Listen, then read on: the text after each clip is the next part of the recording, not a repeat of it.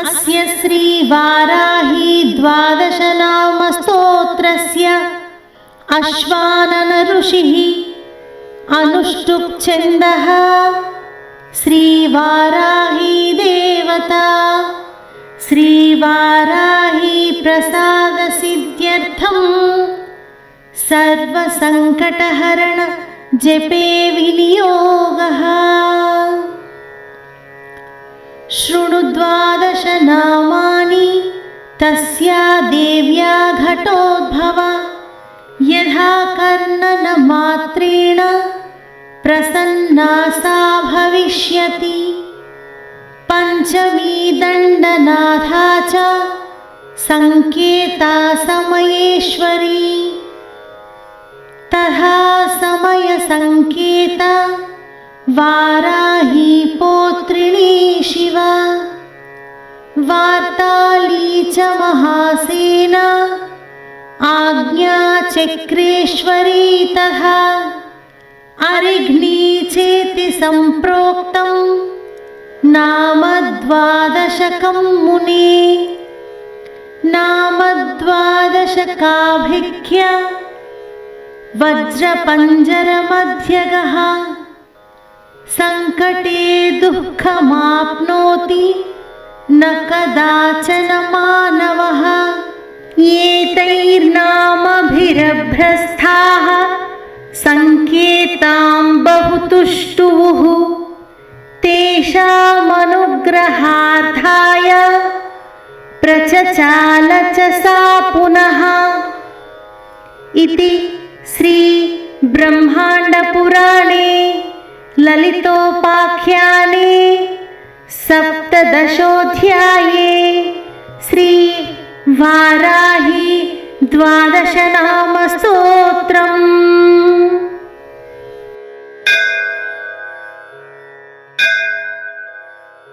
अस्य श्री वाराही द्वादशनामस्तोत्रस्य अश्वानन ऋषिः अनुष्टुप् छन्दः श्रीवाराही देवता श्रीवाराही प्रसाद सिद्ध्यर्थं सर्वसंकटहरण जपे विनियोगः।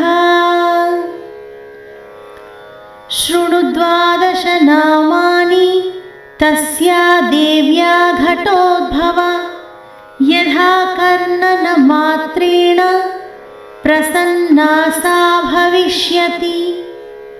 पंचमी दण्डनाथा च संकेता समयेश्वरी तथा समय संकेता वाराही पौत्रिणी शिवा।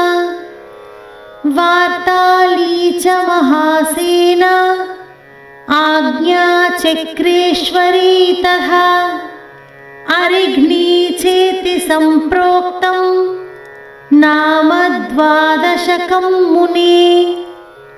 नाम द्वादशकाभिख्या वज्रपञ्जरमध्यगः संकटे दुःखमाप्नोति न कदाचन मानवः। एतैर्नामभिरभ्रस्ताः संकेतां बहुतुष्टुः तेषामनुग्रहार्थाय प्रचचाल च सा पुनः।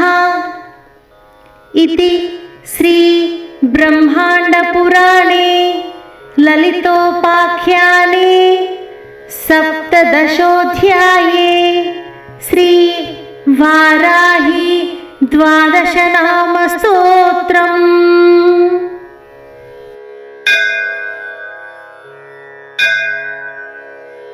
अस्य श्री वाराही द्वादशनामस्तोत्रस्य अश्वानन ऋषिः अनुष्टुप् छन्दः श्रीवाराही देवता श्रीवाराही प्रसाद सिद्ध्यर्थं सर्वसंकटहरण जपे विनियोगः। शृणु 12 नामानि तस्या देव्या घटोद्भव। यथा कर्णनमात्रेण प्रसन्ना सा भविष्यति। पंचमी दण्डनाथा च संकेता समयेश्वरी। तथा समय संकेता वाराही पौत्रिणी शिवा। वार्ताली च महासेना आज्ञा चक्रेश्वरी। तथा अरिघ्नी चेति संप्रोक्तं नाम 12 मुने। नाम 12 वज्रपञ्जरमध्यगः। संकटे दुःखमाप्नोति न कदाचन मानवः। एतैर्नामभिरभ्रस्ताः संकेतां बहुतुष्टुः। तेषामनुग्रहार्थाय प्रचचाल च सा पुनः। इति श्री ब्रह्माण्डपुराणे ललितोपाख्याने 17ोऽध्याये श्री वाराही 12 नाम स्तोत्रम्।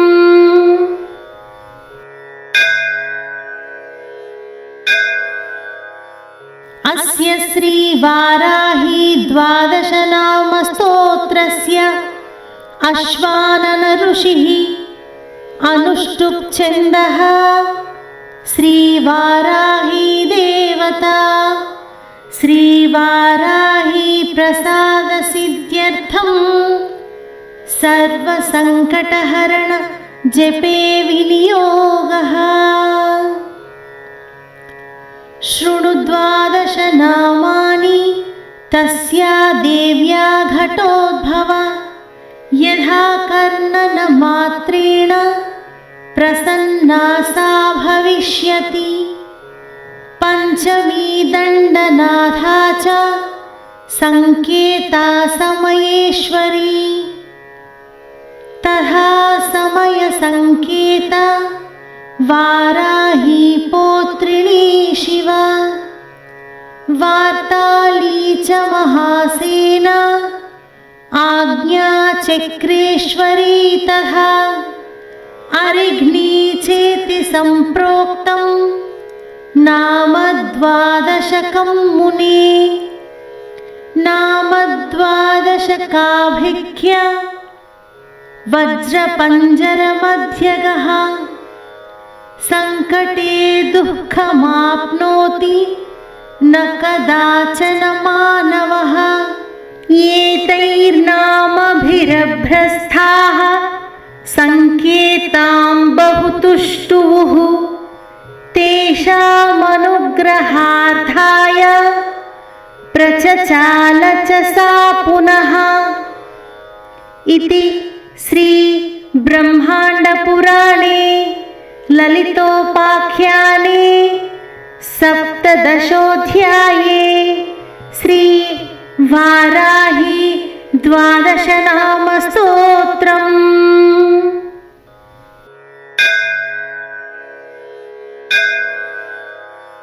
अस्य श्री वाराही 12 नाम स्तोत्रस्य अश्वानन ऋषिः अनुष्टुप् छन्दः। श्री वाराही देवता श्री वाराही प्रसाद सिद्ध्यर्थं सर्वसंकटहरण जपे विनियोगः। शृणु 12 नामानि तस्या देव्या घटोद्भव। यथा कर्णनमात्रेण प्रसन्ना सा भविष्यति। पंचमी दण्डनाथा च संकेता समयेश्वरी। तथा समय संकेता वाराही पौत्रिणी शिवा वार्ताली च महासेना आज्ञाचक्रेश्वरी तथा अरिघ्नी चेति सम्प्रोक्तं नाम द्वादशकं मुने नाम द्वादशकाभिख्य वज्रपञ्जरमध्यगः संकटे दुःखमाप्नोति न कदाचन मानवः एतैर्नामभिरभ्रस्ताः संकेतां बहुतुष्टुः तेषामनुग्रहार्थाय प्रचचाल च सा पुनः इति श्री ब्रह्माण्डपुराणे ललितोपाख्याने सप्तदशोऽध्याये श्री वाराही द्वादशनाम स्तोत्रम्।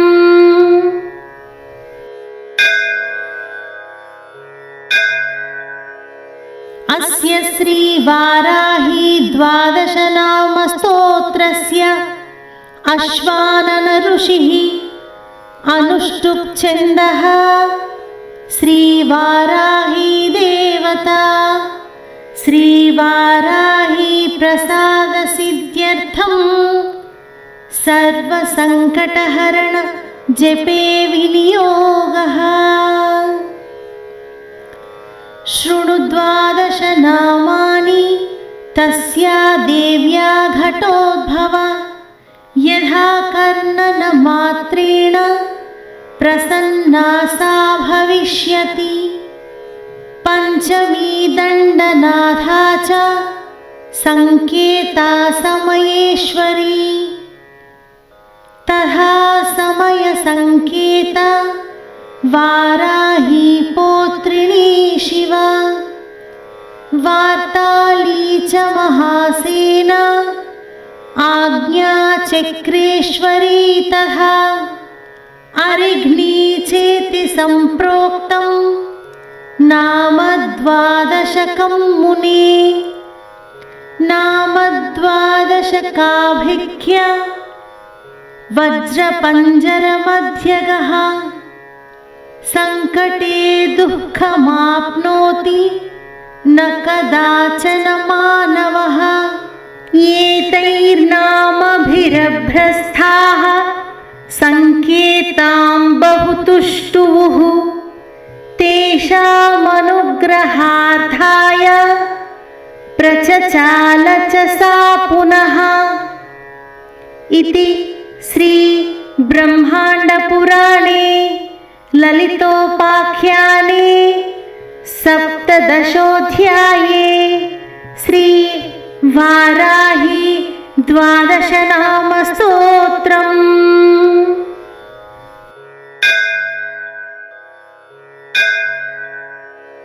अस्य श्री वाराही द्वादशनाम स्तोत्रस्य अश्वानन ऋषिः अनुष्टुप् छन्दः श्री वाराही देवता श्री वाराही प्रसाद सिद्ध्यर्थं सर्वसंकटहरण जपे विनियोगः। शृणु द्वादश नामानि तस्या देव्या घटोद्भव यथा कर्णनमात्रेण प्रसन्ना सा भविष्यति।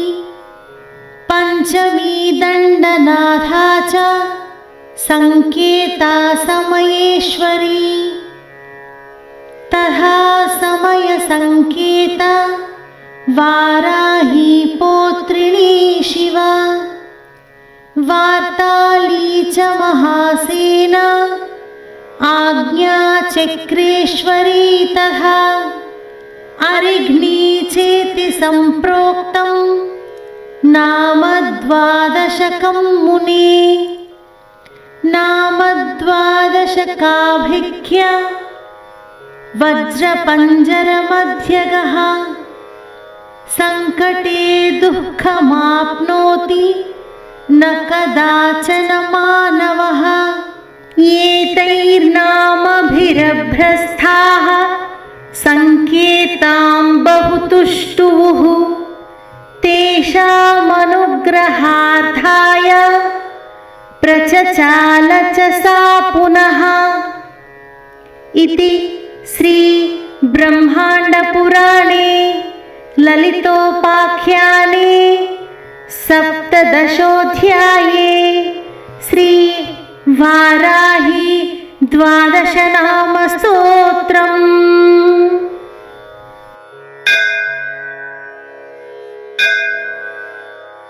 अस्य श्री वाराही द्वादशनाम स्तोत्रस्य अश्वानन ऋषिः अनुष्टुप् छन्दः। श्री वाराही देवता श्री वाराही प्रसाद सिद्ध्यर्थं सर्वसंकटहरण जपे विनियोगः। शृणु द्वादश नामानि तस्या देव्या घटोद्भव। यथा कर्णनमात्रेण प्रसन्ना सा भविष्यति। पंचमी दण्डनाथा च संकेता समयेश्वरी। तथा समय संकेता वाराही पौत्रिणी शिवा। वार्ताली च महासेना आज्ञा चक्रेश्वरी।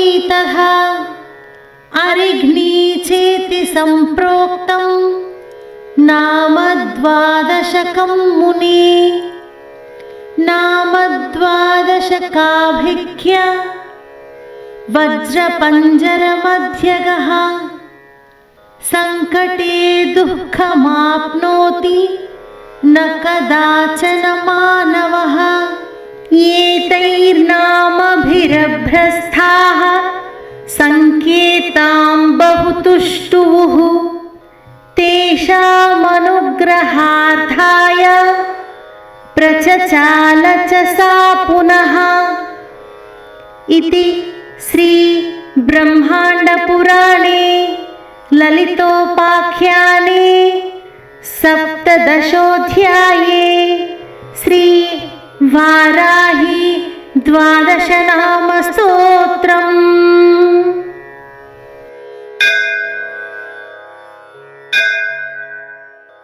अस्य श्री वाराही द्वादशनाम स्तोत्रस्य अश्वानन ऋषिः अनुष्टुप् छन्दः।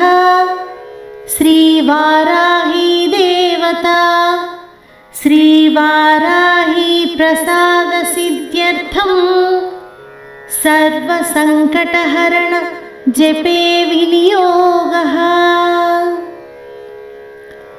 शृणु द्वादश नामानि तस्या देव्या घटोद्भव। यथा कर्णनमात्रेण प्रसन्ना सा भविष्यति। पंचमी दण्डनाथा च संकेता समयेश्वरी। तथा समय संकेता वाराही पौत्रिणी शिवा। वार्ताली च महासेना आज्ञा चक्रेश्वरी। तथा अरिघ्नी चेति संप्रोक्तं नाम द्वादशकं मुने। नाम द्वादशकाभिख्य वज्रपञ्जरमध्यगः। संकटे दुःखमाप्नोति न कदाचन मानवः। एतैर्नामभिरभ्रस्ताः संकेतां बहुतुष्टुः तेषामनुग्रहार्थाय प्रचचाल च सा पुनः। इति श्री ब्रह्माण्डपुराणे ललितोपाख्याने सप्तदशोऽध्याये श्री वाराही द्वादशनामस्तोत्रम्।